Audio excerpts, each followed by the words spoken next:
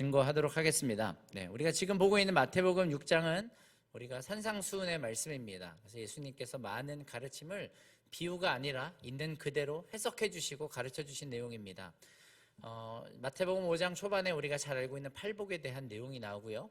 그리고 이제 5장 후반에 가면 소위 예수님께서 율법을 제대로 가르쳐 주시는 혹은 재해석해 주시는 내용이 나옵니다. 대표적으로 이렇게 우리 육체를 가지고 바깥으로 우리의 손으로만 범죄하는 것이 죄가 아니라 마음으로부터 그것을 품는 것도 죄다라는 것을 가르쳐 주시는 것이죠. 그래서 누구도 하나님 앞에 의롭다 할 자가 없다라는 것을 우리에게 가르쳐 주고 계신 것입니다. 그러니까 우리가 기독교인이다, 하나님의 백성이다라고 하면 하나님의 법을, 하나님이 나의 왕이다라고 하면, 하나님 나라의 백성이다라고 하면 그 나라의 법, 곧 하나님의 법을 따르는 사람들이죠.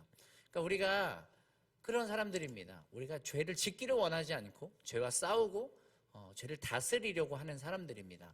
그 측면에서의 말씀이 이어지고 있는데 5장에서는 그렇게 이미 기록된, 구약에서부터 기록된 문자적으로 나타난 하나님의 죄에 대하여 더 깊이 가르쳐 주시는 내용이다라고 한다면, 지금 우리가 보고 있는 이 내용은 문자적으로 구약에 그리고 율법에 죄라고 기록되어져 있지는 않는 내용들입니다. 그런데 예수님께서 마태복음 6장을 시작할 때 주의하라라는 단어로 시작을 해요. 우리가 이걸 원문으로 보면 주의하라, 조심해라, 너네가 경계하라 라는 말씀으로 시작이 되거든요.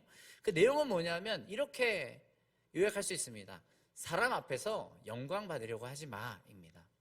그러니까 물론 하나님 앞에만 영광 올려드려야 된다는 것, 우상을 섬기면 안 된다라는 것이 이미 율법에 기록되어져 있지만, 그 율법이 어떻게 이미지적으로 나타나 있는 어떠한 형상을 가진 우상이 아니라 사실은 너희 자신이 우상이 될 수도 있어. 그렇기 때문에 너네는 이게 죄가 아니라고 생각할지 모르겠지만 이거는 죄가 맞아. 이거를 주의하라라고 말하는 것입니다. 이것은 지금 예수님 제자들에게 주고 계신 말씀인데요. 그러니까 우리 교회 같이 우리 교회가 그렇지 않습니까? 이렇게 물질적인 번영을 추구하거나 목사님께서 한 번도 기도해서 복 받아라 이런 걸 제가 별로 못 들어본 것 같습니다. 제가 열심히 안 들어봐서 그런지도 모르겠지만, 물론 목사님께서 그런 마음과 그런 마인드도 있으신 걸 제가 알지만 어떤 우리에게 좀 분명한 방향이 있다는 생각이 듭니다. 헛된 것을 추구하거나 그렇진 않죠. 그러한 예수님의 제자들, 하나님의 백성임에도 불구하고, 그런데 여전히 니네가 그런 물질적인 가치를 추구하지 않는 제자들이고, 혹은 하나님께서 우리 교회 가운데 그래, 들국교회가 어떤 그런 이 세상의 것들을 탐하지 않는 교회인 것을 알아, 하나의 백성이야. 그럼에도 불구하고 그것을 만약에 좌측이라고 표현한다면, 하나님께서 여호수아에게 우로나 좌로나 치우치지 말라고 했는데 다른 한 측면을 이야기하는 것입니다. 그래, 너희가 옳은 것을 구하지, 너희가 구제하지, 너희가 기도하지, 예배하는 교회지. 근데 그때에도 너희가 경계하고 주의할 것이 있다라는 이야기를 하시는 겁니다. 말씀드린 것처럼 사람 앞에서 의를 행하는 것, 사람 앞에 영광을 받고 사람 앞에 칭찬을 받기 위해 행하는 소위 말하는 영적으로 보이는 일들, 그리고 의로워 보이는 일들, 마땅히 행해야 할 것이고 예수님의 명령이시고 가르침임에도 불구하고, 우리들의 의무임에도 불구하고 그것을 행하는 동기도 중요해라는 이야기를 주고 계신 것입니다. 여기 몇 가지가 나오죠. 하나는 구제하는 것입니다. 그렇죠? 구제한다라는 건 가난한 사람을 돕는 거다라고 했을 때 우리가 이게 잘못되지 않았다는 것을 압니다. 우리가 왜 이제 이런 정치의 어떤 투표나 이제 또 지방선거가 있을 텐데, 그런 시즌이 되면 이렇게 꼭 뉴스에 나오려고, 또 사람들 앞에 행하려고 이렇게 선을 행하는 것에 대하여서 진짜로 존중하는 마음이 없습니다. 우리에게는 그게 그렇게 칭찬받을 만한 일이 아니다라는 것을 우리 너무 잘 알아요. 그렇잖아요. 그냥 사람들 앞에 보이기 위해서, 내가 어떤 얻어지는 이득을 위해서 행하는 구제나 그런 일들이 그렇게 칭찬할 만한 것이 아니다라는 것을 우리는 다 본능적으로 알고 있습니다. 그 동기가 드러날 때 우리는 오히려 추함을 느끼죠. 그러니까 다르지 않은 거예요. 우리가 구제와 같이 선한 일을 행하고 의로운 일을 행함에도 불구하고 그 목적이 정말로 그 대상이 아니라, 그 목적이 하나님을 기쁘시게 하고자 하는 것이 아니라 그 중심에 내가 있으면 우리가 다른 사람에게 그 잣대를 들이대는 것처럼 하나님 앞에서 하나님의 렌즈로 본다면 그거는 그렇게 칭찬받을 만한 게 없는 것입니다. 추한 것입니다. 그래서 예수님께서 뭐라 말씀하시냐 하면, 야, 그거는 다 이미 그 상을 받은 거야. 목적이 그거였으니까. 그들이 바라는 상이 뭡니까? 사람들 앞에 칭찬받기 위하여 구제를 행하는 사람들의 원하는 보상이 뭡니까? 사람들의 칭찬이에요. 하나님의 어떤 것이 아닙니다. 그러니까 사람들 앞에 다 칭찬받을 거 받았으니까 하늘에선 계산될 것이 없다라는 이야기를 하는 거예요. 구제도 이러한데 밑에 내려가 보면 기도 혹은 예배라고 할 수 있는 이러한 내용들도 마찬가지를 이야기합니다. 이거는 당시에 바리새파 같은 사람들이 많이 하던 짓인데요. 정기적으로 금식을 하거나 기도하는 어떤 규율 같은 것들이 있었습니다. 특별히 바리새파 사람들은 이런 거겠죠. 이렇게 금식 같은 거 할 때 엄청 팍팍 티내면서 금식하는 사람들입니다. 아마도 추측컨대 막 면도도 막 안 하고 막 일부러 막 더 꾀죄죄하게 해서 왜 그래? 행색이 왜 그래? 그러면 힘이 없어. 왜? 나 금식 중이거든. 이런 식으로 하는 거죠. 시장 어귀에 나가서 기도할 때도 사람들 앞에서 다 이렇게 주의를 끕니다. 그래서 이렇게 사람들이 쳐다볼 때 옷을 찢건 몸에 재를 뿌리건 기도하는 거죠. 오 주님, 천지의 주제이신 아버지, 이런 식으로 기도하는 사람들입니다. 그들의 동기가 뭐래요? 하나님 앞에 기도가 상달되는 것이 아니라, 혹은 그 회개가 진정한 것이 아니라, 금식으로서 자기를 깨끗이 하고 비우는 것이 아니라 목적이 뭡니까? 사람들 앞에 영적으로 보여지고 싶은 마음인 거예요. 주님이 거기도 받을 상은 없어 라고 말씀하시는 것입니다. 주님이 너는 구제할 때 오른손이 하는 건 왼손이 모르게 하라 라고 하셨고요. 기도할 때는 아무도 모르는 은밀한 곳, 골방에 들어가서 기도하라 라고 말씀하셨어요. 우리가 다 잘 알고 있는 내용입니다. 이 측면을 한 번만 생각해 봤으면 좋겠습니다. 근데 사람은 왜 그럴까요? 우리는 왜 그럴까요? 우리는 왜 이렇게 사람들 앞에서 영광 받기를 좋아하고 인정받기를 좋아할까요? 제가 믿기로 여기서 벗어날 수 있는 사람이 없습니다. 경중의 차이는 있을 수 있지만 사람들 근본 안에는 다 그러한 것이 있다고 믿습니다. 그러니까 다시 말해서 제가 믿기로 우리 교회 안에 세상적인 영광 추구하는 사람이 있을까? 있을 수도 있겠지만 적어도 우리가 가는 방향은 그게 아니지 않습니까? 더 큰 아파트 평수를 마련해서 사람들한테 자랑하고 싶거나 좋은 외제차를 타서 내가 그런 사람이라고 평가받고 싶거나, 이런 사람은 세상에 수두룩하죠. 근데 교회 안에도 수두룩하기도 하지만 근데 우리 교회 안에 그렇진 않은 것 같아요. 아멘이시죠? 근데 여전히 교회 안에도 그런 영광을 추구하지 않지만 교회 안에 누룩과 같이 이러한 영성, 이러한 마음이 있는 사람들은 많은 거예요. 영적으로 돋보이고 싶은 마음, 영적으로 평가받을 때 좋게 평가받고 싶은 마음, 이걸 너무 강하면 이것은 저는 결국 종교의 영이다, 종교적인 영성이다라고 믿는데, 이것이 너무 강하면 세상 거 없어도 돼요. 그거 거룩해 보면 저는 세상 거 하나 필요 없어요. 그런 거 저는 원하지 않습니다. 이걸 너무 원하는 거예요. 왜 그럴까요? 세상 사람들이 바라는 영광은 세상의 영광인데요, 교회 안에서 이런 잘못된 의와 잘못된 영광을 추구하는 사람들은 일종의 이런 영적으로 존중받고 존경받는 것이 자기 양식이기 때문에 그렇습니다. 그러니까 먹는 거죠. 세상 사람도요, 그런 걸로 사람들한테 인정받으면 배가 부른 사람들이 있어요. 그걸 원하기 때문에 그걸 먹는 거예요. 그걸로 채우기 때문에 만족합니다. 그게 자기 삶의 에너지와 원동력이 되는 거예요. 근데 마찬가지로 교회 안에도 있다라는 거죠. 영적으로 좋게 평가받으면 돈 없어도 만족합니다. 충분한 힘이 있고 충분한 에너지가 있어요. 그러니까 정말 예수님의 길은 좁은 거예요. 이 정도는 우리가 누릴 수 있는 거 아닌가라고 생각할 수 있지만, 물론 여기에 주님이 그렇게 하면 너는 지옥 간다 이렇게 표현하지는 않았어요. 근데 인생을 살 때 너네 동기가 그런 거면 너네 천국 가서 개털모자 쓰고 있는 거야 라는 말씀을 하시는 거죠. 아무것도 없는 거야. 개털모자는 옛날 부흥사 분들이 많이 쓰시던 표현입니다. 네. 근데 다시 말해서 왜 그럴까요? 왜 우리는 그렇게 영광을 추구할까요? 그러니까 아담 때에 이러지 않았던 것이 분명합니다. 사람이 창조될 때에 하나님의 호흡, 하나님의 영을 불어넣으심으로 사실상 아담과 하와는 굉장히 하나님스러운 존재였죠. 하나님을 정말 닮은 사람이었습니다. 하나님의 형상대로 닮았다는 거 우리가 너무 복잡하게 생각할 필요 없다라고 생각해요. 되게 하나님 같이 거룩하고 되게 아름답고 흠이 없는 사람이었던 거죠. 그러니까 아마도 아담 안에는 그러한 자기 영광을 추구하는 것이 없었던 것 같아요. 우리가 알고 있는 것처럼 범죄해서 영적으로 죽어버렸습니다. 하나님 경고하신 그대로 목숨이 끊어지는 존재가 됐을 뿐만이 아니라 하나님스러운, 그러니까 생명이 가득한 그 존재, 생명을 잃어버린 존재가 되니까 창세기 3장을 보면 크게 두 가지 결과가 나타납니다. 두드러지게요. 첫 번째는 수치입니다. 부끄러움이죠. 벗어 있는 것을 부끄럽게 여기게 됐고요. 그 벗은 상태에서 하나님의 아담을 찾아오시자 두려워했다. 이 두 가지가 나옵니다. 그러니까 기본적으로 하나님의 생명, 사랑이신 하나님으로부터 우리가 벗어나게 될 때 우리의 존재 자체에 가지게 되는 상태는 크게 두 가지입니다. 수치와 두려움입니다. 수치와 두려움이에요. 두려움의 측면을 생각을 해보면 형벌에 대한 두려움이기도 하겠고요. 그냥 미래를 향한 두려움이기도 하겠고요.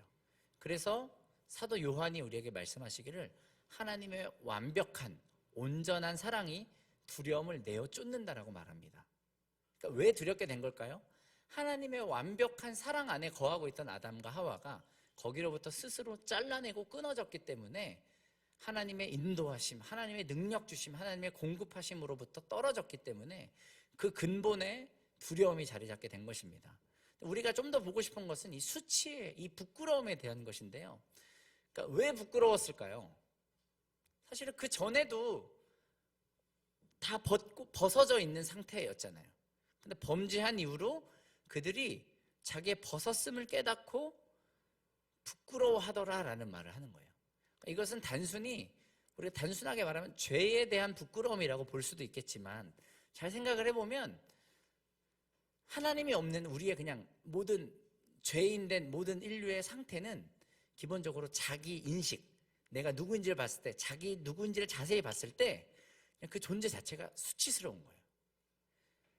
짚고 넘어가고 싶은 거는 수치의 반대말이 영광입니다. 영광의 반대말이 수치예요. 치욕이에요. 그러니까 우리가 자기 자신을 봤을 때 이게 틀린 게 아닌데요. 우리가 하나님 없이 우리의 존재 자체로 뭔가를 있는 그대로 가릴 수 없이 보여지면 사실은 핵심은 부끄러움 투성이에요. 내세울 게 아니라 승리의 어떤 것들이 아니라 잘 살펴보면 치욕스러운 수치만 가득한 겁니다. 그러니까 이건 사람의 본능이에요. 수치의 반대말이 영광이라고 했죠. 그러니까 하나님의 영이 그들 안에, 아담과 하와 안에 거했다는 것은 그들 안에 하나님의 영광이 거했다라는 뜻입니다. 하나님의 생명, 하나님의 사랑이 그들 안에 있었는데 그들이 범죄함으로 그 생명, 그 영광이 잘려나가니까 이들 안에 영광을 향한 목마름이 있는 거예요. 그건 없고 자기의 존재 자체는 수치스러운. 그러니까 사람이 본능적으로 수치를 가리기를 원하는 것이 바로 우리가 알고 있는 것처럼 나뭇잎으로 치마를 만들어 자기의 몸을 가리게 되는 일입니다. 하나님이 오시자 숲을 사이로 그들의 몸을 숨기고요. 이거는 모든 인류도 마찬가지예요. 왜 자꾸 영광을 원할까요? 왜 자꾸 허세를 부릴까요? 우리 주위에서 너무 흔하게 볼 수 있는 거 아닌가요? 그러니까 말끝마다 허세가 있는 사람들이 있어요. 그러니까 이거가 우리가 사는 사회에서는 자꾸 상대적으로 누군가에 비해 내가 못한 거를 느낄 때 더 부각되기도 하고, 마찬가지로 내가 쟤보단 낫지라는 마음으로 스스로의 수치를 커버해보기도 해요. 근데 들여다보면 우리는 뭔가를 가리고 싶고 있는 그대로 나를 내비치기에는 치욕스럽고 두려운 존재들입니다. 그러니까 그게 해결이 안 돼 있을 때, 그 문제가 여전히 그 수치의 상태가 우리 안에 있을 때 우리는 계속 다른 어떤 것으로 자꾸 우리를 가리고, 얼굴로 치면 자꾸 어떤 마스크를 쓰는 거죠. 난 이런 사람으로 보이고 싶어, 나는 이런 게 영광스러워 라고 하면서 계속 그 모습을 추구해가는 겁니다. 대부분의 사람은요 여기서 에너지를 얻어요. 삶의 원동력을 내가 보여주고 싶은 이미지대로 보여질 때 그 원동력을 얻습니다. 우리가 우울증이 뭐냐라는 거를 다양하겠고, 우울증에 대해서 여러 가지 이야기를 할 수 있겠지만, 어떤 부분의 우울증은 어떻게 오냐 하면, 내가 생각하는 내 이미지, 내가 사람들 앞에 보여지고 싶은 그 이미지가 지속적으로 달성이 안 될 때 우울증이 온다고 합니다. 에너지가 없어지는 거예요. 그러니까 기쁨이 없는 거죠. 우울증이라는 건 어떤 편에 있으면 기쁨이 없는 겁니다. 왜 기쁨이 없냐, 혹은 어쩔 때 기쁨을 갖게 되냐라고 했을 때, 사람들 앞에 내가 이렇게 보이고 싶은 거예요. 몸매가 좋은 사람, 예를 들어서. 그렇게 되지 못할 때 계속 내 안에 기쁨이 없는 거죠. 그 얘기를 듣고 싶은 거예요. 그러니까 자기 영광은 뭐예요? 몸매가 날씬한 사람.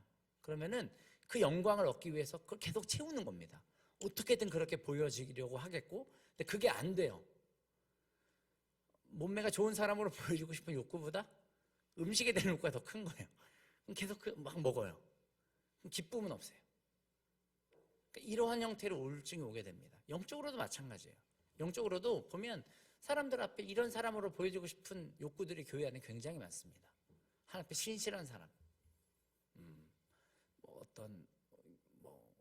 하나님 앞에 헌신하는 사람, 이렇게 보여지고 싶은데, 만약에 그걸 인정을 못 받아요. 교회에서 인정도 못 받고, 혹은 그렇게 보여주고 싶은데 좀 반대 이야기를 들어요. 야, 넌 좀 더 열심히 해라.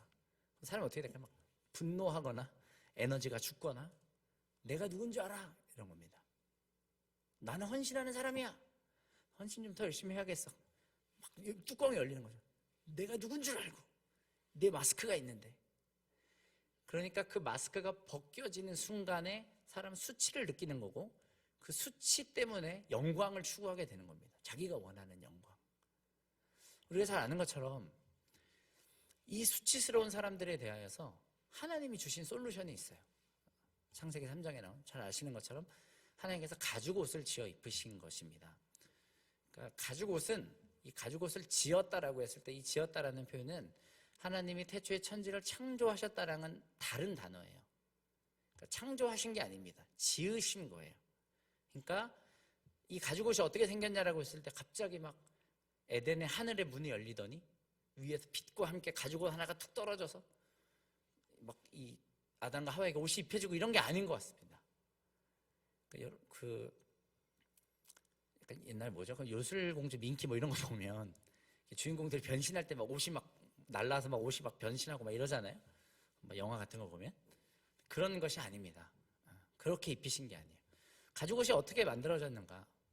이미 창조된 에덴 안에서 하나님이 어떤 동물, 직접이시건 혹은 뭐 천사를 시켰던 간에 어떤 동물을 잡아 죽이신 거죠. 그 지어졌다라는 표현이에요. 그러니까 창조 이후에 처음 나타난 죽음이 가죽옷이었어요. 생명이 붙어있던 것, 호흡이 붙어있던 것들 중에 최초로 일어난 죽음의 사건이 가죽옷이었어요. 분명히 아담과 하와에게 이것은 굉장히 충격적인 일이었을 것입니다. 죽음을 우리가 처음 목도해 본 적이 있나요? 죽음이라는 것을 처음 간접적으로라도 경험해 본 적이 있나요? 병아리가 죽었던지, 제가 생각해 보면 제가 제일 먼저 가까이서 보게 된 죽음은, 제가 실수로 햄스터를 밟아 죽여서 저희 키우던 햄스터를 죽인 적이 있는데, 얘가 더 이상 세상에 없구나라는 것을 깨달으면서 굉장히 충격적이었어요. 그러니까 이들이 경험한 이 죽음이라는 충격이 자신들을 위한 것이다라는 것을 그들은 봤을 거예요. 최초의 죽음이, 이 충격적인 죽음이 자기들의 범죄로 말미암아 일어난 일이다라는 것입니다. 하나님의 솔루션은 이거였어요. 이건 상징적인 것이죠. 우리가 잘 아는 것처럼 예수님을 향한 상징입니다. 우리를 위한, 우리의 죄를 덮으신 속량의 제물로 오신 예수 그리스도를 향한 비유이죠. 상징입니다. 예수님께서 이제 성경에 보면 많은 순간에 우리의 구원을 어떻게 표현하시냐면, 우리의 구원에 대해 설명해 주시는 구절 중에 하나는 그를 믿는 자가 수치를 당하지 아니하리라 해요. 많은 순간에 성경은 우리의 구원을 이렇게 표현해요. 수치를 당하지 않을 것이다. 수치가 덮여진다라는 것이죠. 예수님께서 우리의 수치의 문제를 해결하시기 위해서 어떻게 하셨냐면 히브리서 기자가 말씀하시기를 그가 수치를 당하였으나 개의치 아니하였다라고 말해요. 예수님의 십자가가 어떤 사건입니까? 우리는 아주 사실적으로 적나라하게 이야기한다면 대부분의 신약학자들이 동의하는 것이, 역사학자들도 예수님이 십자가형을 당하실 때 우리는 어떤 성화 같은 것을 보면 예수님의 몸을 가린 흔적들을 볼 수 있지만 많은 신약학자들이 이야기하기를 예수님께서 성경에 반복적으로 나오는 표현이죠. 사람들 앞에서 발가벗겨지셨다라고 표현이 돼 있죠.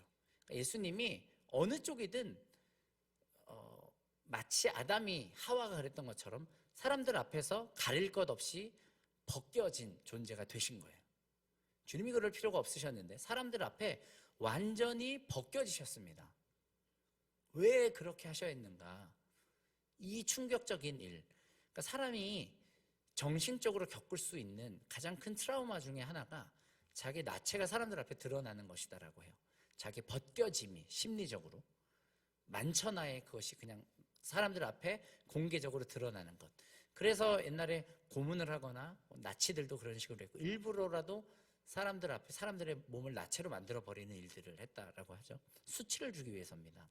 예수님이 어느 쪽이든 무엇인가를 가렸던 아니었든 사람들 앞에 수치스러운 죄인의 범죄자 중에 하나로 여겨지며 그 수치의 자리에 서셨습니다. 왜 그러하셨을까요? 우리가 잘 알고 있는 것처럼 예수님께서 우리의 수치를 가려주길 원하신 거예요.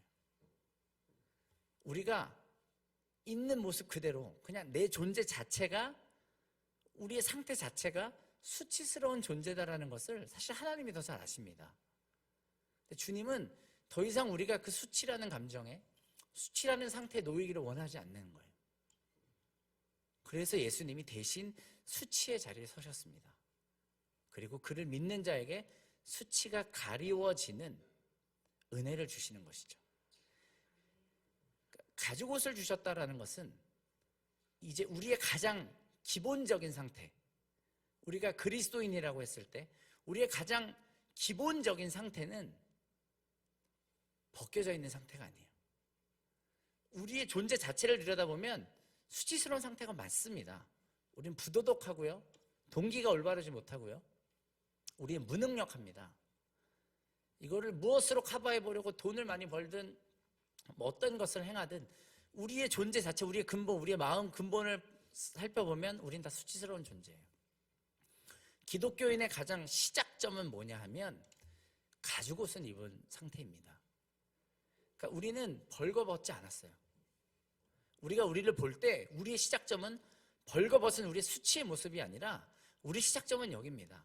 가죽옷을 입고 있는 상태예요. 예수님의 은혜가 우리의 시작점입니다. 우리가 우리에 대하여 드러낼 것이 아무것도 없고 내 있는 모습 그대로가 보여지기 어려워서 자꾸 무엇인가를 가리고 싶고 내 스스로 뭔가를 자꾸 덧대려고 할 때 우리는 기억해야 됩니다. 우리한테는 가죽옷이 있어요. 우리에게 은혜가 있습니다. 그래서 바울이 말하기를 나는 십자가만 자랑하기로 했다라는 것이 그것입니다. 그러니까 우리의 죄가 있고요, 우리의 흉한 모습이 있습니다. 우리의 추한 존재가 있어요. 맞는데 우리가 이렇게 가야 됩니다. 그것이 사실인데 우리의 자랑은 뭐냐면 그런 나에게, 그런 나를 위해, 그런 나를 대신해 수치의 자리에 서신, 그것을 수치스럽게 여기지 아니하신 우리 주님이 십자가를 즐거이 지셨대요. 사람들이 수치를 주려 했으나 그 수치를 개의치 아니하셨대요. 수치를 받지 않으셨다라는 거예요. 그러니까 예수님은 십자가를 부끄러워하지 않으셨다라고 말씀하세요. 주님은 그 앞에 벗겨짐을 부끄러워하지 아니하셨어요. 왜 그럴까요? 주님이 아셨거든요. 내가 이 자리에, 이 수치의 자리에 섬으로 말미암아 더 이상 나의 자녀들이 수치를 당하지 않을 것이기 때문에 그게 내 자랑이 돼야 됩니다. 그러니까 우리의 시작점이 나는 원래 부끄러워요 이게 아니라 우리 시작점 자체가 그런 나였는데 그런 나의 수치를 가리시기 위해 예수님이 수치를 당하신 그 십자가, 이게 우리의 근본 시작점이 돼야 되는 것이죠. 믿으십니까? 그것이 복음입니다. 그러니까 지금 예수님께서 우리에게 말씀하시는 것은 너희가 복음으로 충만하라, 복음으로 채워져 있어라 라는 이야기예요. 다시 우리의 본문으로 돌아가 보면 생각해보면 좀 이상합니다. 예수님이 이렇게 말씀하세요. 4절입니다. 그러니까 구제에 대해서 말씀하실 때요. 네 구제함을 은밀하게 하라. 은밀한 중에 보시는 너희 아버지께서 갚으시리라. 갚는데요. 근데 뭘 갚아주시는 거죠? 이걸 언뜻 읽으면 구제한 돈을 메꿔주시나? 그런 얘기가 그러니까 100만 원을 하면 100만 원을 갚아주신다는 얘기인가? 그렇게 들릴 수 있죠. 밑에도 더 이상합니다. 그러면 기도할 때 너희가 사람들 앞에서 하지 않고 은밀한 중에 골방에서 하면 하나님께서 그것을 갚으신대요. 6절입니다. 기도할 때 네 골방에 들어가 문을 닫고 은밀한 중에, 그러니까 문을 닫아 아무도 못 듣게 하래요. 은밀한 중에 비밀한 거죠. 그러니까 누가 알면 비밀이 아니지 않습니까? 교회 이런 사람들이 있어. 제가 맨날 새벽 4시마다 1시간씩 기도하거든요. 자랑은 아니고 뭐 이런 거죠. 그러니까 그러면 비밀이 아닙니다. 비밀은 비밀이에요. 아무도 몰라야 되는 거예요. 비밀한 중에 계신 네 아버지께 기도하라. 은밀한 중에 보시는 네 아버지께서 갚으시리라. 그러니까 뭘 갚죠? 사람들 앞에서 기도를 안 하면 뭘 갚아주신다는 거예요. 하나님 약속이 주어진 겁니다. 다시 말해서 이런 사람들의 동기는 뭐죠? 자기의 비어있는 수치로 인하여 수치를 가리기를 원하고 이 비어있는 이 허전한 내 기쁨, 내가 받고자 하는 영광들이 있는데 너희가 이 복음을 믿고 이 하나님 약속을 믿고 은혜를 믿으면, 이 복음을 믿으면 아무리 사람들이 알아주지 않아도 우리의 두려움은 이거예요. 아무도 날 알아주지 않으면 어떡하지? 나 정말 이대로 묻히면 어떡하지? 내가 좋은 일을 하는데 아무도 모르면 무슨 의미가 있나? 거기 무슨 기쁨이 있지? 무슨 보람이 있지? 이런 생각을 하는 거죠. 예수님 말씀하시는 거예요. 주님이 그런 우리에게 주시는 솔루션이 이겁니다. 아무도 모르게 해. 네 안에 세상은 모르는 채워짐이 있어. 채워짐이 있어. 아버지께서 갚으셔. 네가 원하는 그거, 네가 에너지를 받는, 네가 기쁨을 받는 네 안에 임하는 영광이 있는 거야 라는 말씀을 하시는 것입니다. 이거는 교회를 해체하거나 이런 회중 예배를 해체하자라는 이야기가 아닙니다. 그게 우리한테 필요해요. 그 기능이 있고 그 가르침이 성경에 있습니다. 그런데 우리의 공동체 가운데 드리는 이런 회중 예배나 이런 공동체 안에서 받게 되는 칭찬이나 이런 것으로만 자기의 영광으로 채워진다라고 하면 우리가 다 그런 사람이 돼버릴 때 우리의 회중 예배도 고장나 버리는 거예요.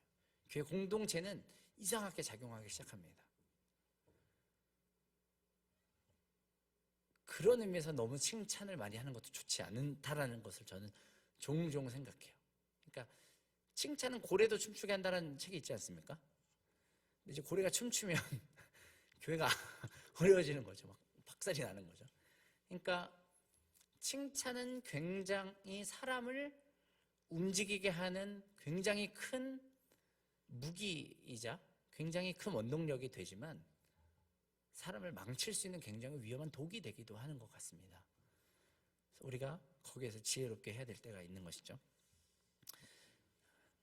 주님께서 복음으로 십자가로 우리를 계속해서 채우시고 우리 수치를 가리시고 그분의 영광으로 채워주시는 자리가 있습니다. 우리가 우리 삶 가운데 계속해서 하나님 예배하고 하나님 찾고 정말 하나님만 의식하고 하나님을 기쁘게 해드리시고자 하는 그 동기로 가득하게 될 때 신뢰하고 우리가 그 골방 안에 들어가서 하나님 예배하고 하나님 찾을 때 우리 안에는 비교할 수 없는 사도 베드로가 베드로전서 1장에 말씀하신 것처럼 영광스러운 표현할 수 없는 기쁨으로 가득 차는 것들을 경험하게 될 것입니다. 그리고 이것으로 채워지면 더 이상 다른 영광에 대해서는 사람이 주는 영광, 세상이 주는 영광에 대해서는 입맛을 잃어버리게 되는 그 경험을 하게 될 것입니다. 그리고 그것이 우리 삶의 진정한 에너지가 될 것입니다. 아멘이십니까? 우리가 기도의 자리를 회복했으면 좋겠습니다. 예배의 자리를 회복했으면 좋겠고 삶 가운데 아버지와의 교제가 회복되었으면 좋겠습니다. 자, 기도하고 또 우리 다 같이 기도하는 시간 갖도록 하겠습니다.